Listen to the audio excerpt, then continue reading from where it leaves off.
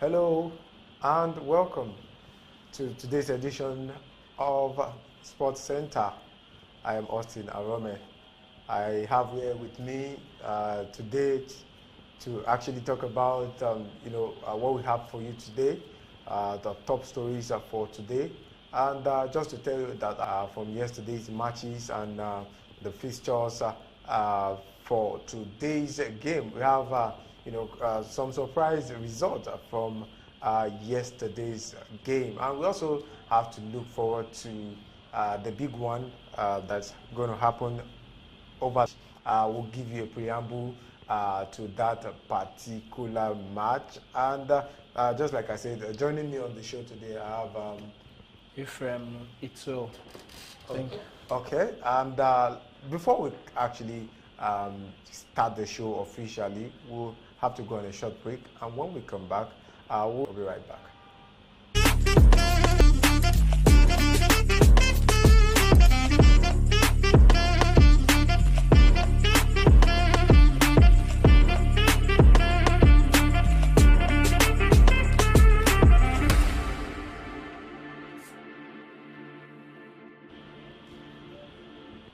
Welcome back to the show, and starting off, we'll actually have to look at what transpired yesterday in the UEFA Champions League. Some results surprising, while some not so. Ordinarily, you expect Manchester City to win in that particular one, and then another result that got people talking yesterday was one. The match between Atletico Madrid and Celtic. It was a 6-0 bashing of Celtic, and Dortmund defeated Newcastle United by 2-0. And then you have AC Milan also beating Red Star Belgrade by 3-2. Barcelona losing to Shakhtar Donetsk by a long goal. This is the particular match I want us to talk about. What actually transpired today? Yeah. So they felt any given time of the match they will come back to hit on Shakhtar Donetsk. But football, as we all know, football is a very, very funny game. Yeah. They dominated the game almost throughout the game, but fortunately for Shakhtar Donetsk, they got the 40-minute goal, and it was very, very easy for them to hold back Barcelona's attack and keep Lewy from scoring and other strikers from putting in a goal. So the interesting fact about the game was the composure in Donetsk squad. Yeah. I watched how they managed the pressure despite all the pressure from the Barcelona attack. Yeah. They were into the game as if they got the balls to hold back off the line. And the surprising thing about what happened yesterday, one would expect that, before yesterday, Barca had a 100% record. They were blowing teams away as far as the Champions League is concerned. But then you're looking at, I think I was discussing with someone, he was saying something like Barca are looking to win the UEFA Champions League. In my mind, I didn't want to argue with the person, but I was thinking, like, is it not so fast? A team that has been in crisis, for a period of time. Just, I'll say they were so fortunate to win the league last season, but then coming this season to say it's the Champions League that they want to win. Don't you think that is actually going too far? For what is what, Barca, as we all know, they are one of the big dogs in the Champions League. Yeah. They're coming in with the likes of Real Madrid and Bayern Munich. Yeah. To take on the other underdogs in the Champions League. Yeah. Because after Real Madrid and AC Milan, there should be the next Liverpool, Barca. They draw in 6 and 5. Yeah. So having Barca in the Champions League coming to regain their spots in the elite football is something we all expected, but it's too soon. These boys are young boys, having a midfield of Gavi and Pedri. Yeah. And yesterday, Pedri could not make it because of injury. So Romeo, you can't expect Barca coming back into the Champions League with those kind of. They need solid and more stronger squad to hit back on the Champions League. All right, let's talk about Group F. Another talking point from yesterday's game. Dortmund again showing us that as far as Champions League is concerned, they're ahead of Newcastle. Doing the double over them. First leg at St James's Park, it was a 1-0 win for Dortmund, and then yesterday again they showed their supremacy, so to say, over Newcastle by beating them at the Allianz. Talk about Signal Iduna Park. Yeah, so beating them 2-0, and before last week, Newcastle were on top of the log, by virtue of beating PSG. But then from what we have now, we have Newcastle rooted at the bottom of the table with 4 points. We have AC Milan with 5 points. We have Dortmund now topping the table with 7 points, and we have PSG with 6 points. So everything is just so close as far as this group is concerned. The table is very much open here because PSG still has the chances of getting back their table. Yeah. PSG made the lapses against AC Milan, which was anticipated because of their victory to AC Milan at their stadium. But having Newcastle in the group of death, is all teams in this group are Champions League experienced. Yeah. But Newcastle, these are the first time most of the players in the squad are seeing the UEFA Champions League. So playing with them is just like bringing somebody out from Abuja to go and harvest something from another land he didn't sow in. Yeah. So this is a new game which they have to come up, work together, coordinate their squad, not being local champions. They can be champions doing fine in the Premier League, but coming to the Champions League is a very, very different game. Dortmund defeated them at their stadium in St James's Park at England. Yeah. So I wasn't expecting them to perform at Dortmund Stadium. Yeah. I was just expecting a straight win, and that was exactly how it went. Dortmund and the fan base of Dortmund. If you see the fan base, it was just as if they gave Newcastle fans just a little portion, like 2% of the seats, just to sit down and entertain themselves. Yeah. But the Dortmund players, they took the football serious and they gave the expected results. Well, talking about Newcastle United, I think last round of matches, I think match 3 of the UEFA Champions League, they broke the record, so to say, that was held by Manchester United in terms of the number of players, English players, being featured in a particular team, playing a UEFA Champions League game. Do you think that is actually part of the problem, the fact that they have a lot of English players in the team? I think that match had like 8 English players in one particular team. So do you think their problem stems from the fact that they are relying more on homegrown players than going to bring in Newcastle quite all right after it was purchased by the Czech. We know that definitely the money is there, but we're quite surprised that when it was time for them to spend the money, because I would say success came too early for them. We were expecting maybe 2-3 seasons before they get to the Champions League, but they're lucky, or should I say fortunate, first season with new owner, they got to the Champions League, but they didn't spend as much as we anticipated. Do you think that actually is the problem that they have right now? Judging league experience is still the major reason why they are struggling.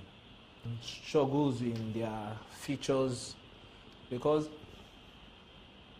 having English players used to playing in English, European, outside English football experience, that is becoming very, very tough to them.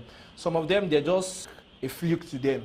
We have to see the consistency. They need to get more players, probably in the January transfer or the summer transfer. They need to incubate their squad, make it stronger, and prepare for more Champions League. Do you think will go through from this group? My prediction for this group is quite simple, with PSG and AC Milan. Okay, let's look at Celtic, Atletico Madrid. What's your take on the performance of Atletico Madrid yesterday? Even though Celtic had a man down, they were a man down as far as this game is concerned, but then they earned their respect. Showing Celtic that as far as the Champions League is concerned, they are ahead of them. Among the informed teams in Europe right now, having played in their 4 Champions League matches, they had 2 wins and 2 draws. Yeah. So I saw it like this is a walkover for a very nice game to watch. I enjoyed the goals, moments, and every actions in the game. Okay, Manchester City through to the next round, beat Young Boys. RB Leipzig as well through to the next round. They beat West Side. When the draw was made, you expect RB Leipzig and Manchester City to go to, and this is exactly what has happened. Manchester City, we know, the defending champion. Yeah. This group wasn't going to be anything tough for them. Yeah. Having Leipzig, Young Boys, and Werder in the group, it wasn't something that would cause any chaos for them. Yeah. They walked through the group, and from my point of view, they'll walk out of this group with 18 points, because there is no with the Co and Grealish on the pitch. It's something too big for clubs like this, and training their players, because these are child's play in the capacity and level of Man City currently. Yeah, and I'm sure that it's a good one for Manchester City, a good one for them, because of the fact that now they have qualified for the next round. Now they can actually play some of those fringe players that can be sure that even with that. They get that victory, they get the job done. Perform very fine. So it's pretty much straightforward for Manchester City. So as far as is concerned, let's look at, for example, let's start from the lower rank. In Group A, we will not talk about what will be played today. Let's look at Group E, F, G, H. Let's see how things are panning out. Right point, Feyenoord with 6 points, and we have Celtic rooted at the bottom of the table with just a single point. Then let's stand a chance of qualifying to the next Group H. Looking at Group G, we have Manchester City. We've talked about them. We have Leipzig with 9 points, Man City with 12 points, maximum point. We have Red Star Belgrade, 1 point, Young Boys with 1 point. So it seems like apart from Manchester City, every other team that RB Leipzig played against, they've won against them. So it's pretty much straightforward for this particular team. Now let's talk about Group H. Barcelona topping with 9 points, Porto with 9 points, 6 points. If you look at these results that Barca got yesterday, it's like they've made things pretty much difficult for them. The win for them yesterday, that seen them qualified to the next round, the Champions League. So, what do you see happening as far as this group is concerned? I see FC Porto topping this group. Okay. As long as I'm concerned, because the match against Barcelona would be a very, very interesting game, and I'm looking forward to seeing FC Porto winning that game. FC Porto, my predictions are FC Porto topping the group and Barca seconding, and Shakhtar Donetsk going to the Europa League, just like Man U did some years ago, going to the Europa League with 9 points. They will go back to the Europa League with 9 points, and that will be one of the joy of this group, because the group is very much open to the top 3 on the table. Just like the Group F, from the first to the last, it's all open. Anybody can come back, make it to the next round. But Group G, sealed. Man City, Leipzig already sealed. Group H, my 2 predictions are Barcelona and FC Porto going to the next stage of the competition. All right, thank you very much. It's well. It is on this note we'll go on a short break.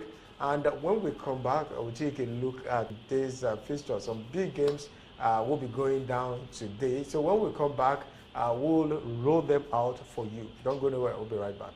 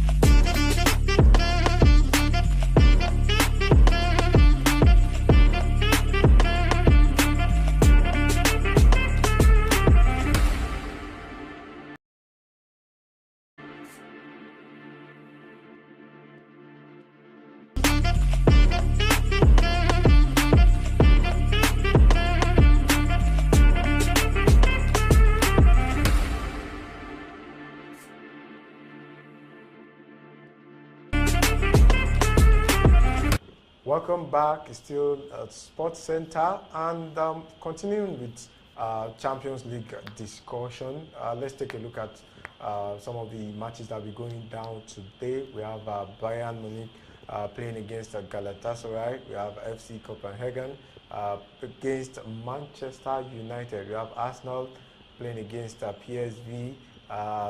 Arsenal playing against Sevilla, rather. We have a PSV and Milan. So Group A, actually very interesting group.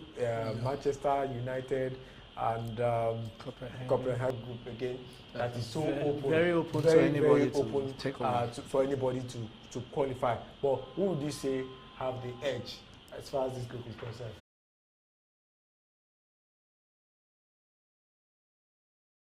Hope it goes the other Very, way. very tricky for Manchester United because they will have to play Bayern again, and then if they lose tonight, I'm sure you know what that means. It means that A lose tonight is Europa League for Manchester every hope United. that they have, has been dashed. And you know, you know that they have to go to Galatasaray. They have to go away to Galatasaray. We all know what happened at Old Trafford when they came to Old Trafford. So a very tricky one for sure. 100% record. A win for them tonight, send them to the round of 16. Yes. But then, looking at this particular one, how can Manchester United pull off the magic?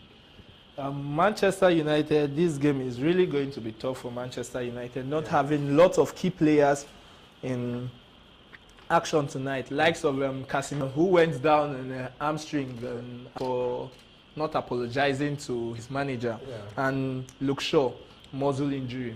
So having other players to fill in the shoes, likes of Amrabat and McTominay should do the midfield for Copenhagen. Because there shouldn't be, if not the current situation of Manchester United, clubs like Copenhagen shouldn't be a problem for Manchester United. And I'm looking forward to seeing Rasmus Højlund scoring today, which it's supposed to happen, and Rashford coming back to form from tonight. So hopefully the game is going to be interesting from my own point of view, from a biased point of view. Another interesting one is Group B. Group B, we have this concern. Lens beating Arsenal. I think match the 2 of the UEFA Champions League. And right now, when you look at the table, they are second behind Arsenal. They have 5 points. It means that realistically, they have a chance of progressing to the next round. So they play against PSV while on Sevilla. Will you say you are surprised that Sevilla are in this position after 3 games? They've managed to accrue just 2 points in 3 games. This is not the Sevilla we know. It means that even going to Europa League at this particular point in time is in jeopardy. It's in jeopardy rather, because PSV also have 2 points. And the way Sevilla are playing right now, it seems like there's no hope for them, even going to the Europa League, and it's going to be a difficult one. Can they actually beat Arsenal tonight to bring on track their Champions League aspiration? Because a win for them would be good, level on point with Lens. That is, if Lens don't get the result that they want against PSV tonight. Sevilla this season is kind of not in form, because in the last, let's say 5 to 10 matches, they got just 1 win from their Copa del Rey fixtures against one Quintana or something like that. So having Sevilla in this position, after losing, is it 2-1 to Arsenal in the first leg of their clash, I don't see Sevilla pulling any magic in this round. Arsenal will play total dominant football over them tonight, and Sevilla could go to the Europa League as they usually do, go pick up their Europa League and come back to the Champions League. So that should be their only ticket, because this group is kind of sealed. Lens is going to put up a very beautiful show in the next round against Sevilla, and they won't like the outcome. So it's preferable they go back to the Europa League, pick up the Europa League and Conference League. And that group, funny enough, that group is very, very open. The group is one of the open groups in the features, because the last position can become second position It can really anytime. become, Yes, number the one. last position They can even become number one because as Arsenal. they have 2 games left, Yes. which is 6 points. Arsenal has 6 points. 6 points. So if they don't get to win their next 2 games, and we see, for example, a PSV winning their next 2 games, I think it's red for Lens as well, following closely behind them. with 5 and points. I would say it's actually going to be an interesting one how this group will pan out at the end of the day. Big when it comes to the Champions League, but you can say their season campaign, then league and come back to the Champions League again, and then you have an Arsenal who are making a return to the Champions League after how many years? Where we have Real Madrid playing Sporting Braga and Napoli playing against Union Berlin. Real Madrid, Sporting Braga. Sporting Braga, as we all know, they are the underdog in the futures. Yeah. And having Sporting Braga in third place is actually surprising to me. I was thinking Union Berlin will put a better show than what it's kind of a one-sided game. Because if not for Victor Osimhen being injured, Napoli has a better edge over them in every aspect of the game, from the attack to the midfield to the defense and to the goalkeeper. Yeah. So Union Berlin is in threat to Napoli, so as Braga is in threat to Real Madrid. That's just a one-sided game. If I was to stake on this game, I just put my money all on Real Madrid and Napoli to get a better end tonight. Yeah, and interestingly, you talked about Victor Osimhen. I would say Madrid game where they lost.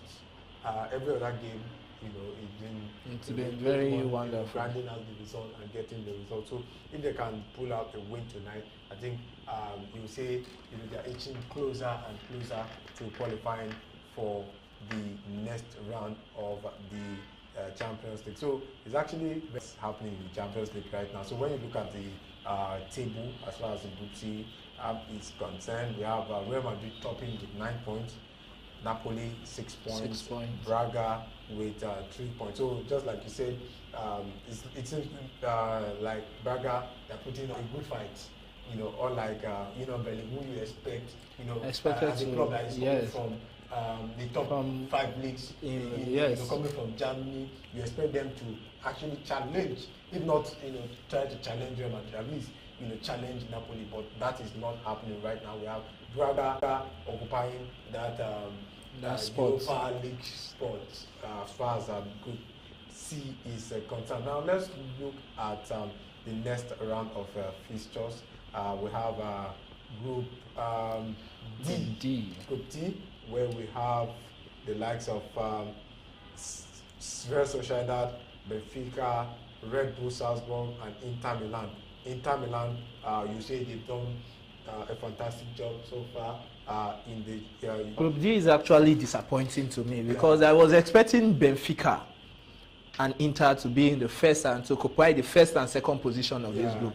Surprising, Benfica hasn't gotten Inter being in the second spot due to goal difference. And Real Sociedad, a Spanish side, dominating over Benfica. Benfica has a lot of good players, the likes of Angel Di Maria and other players.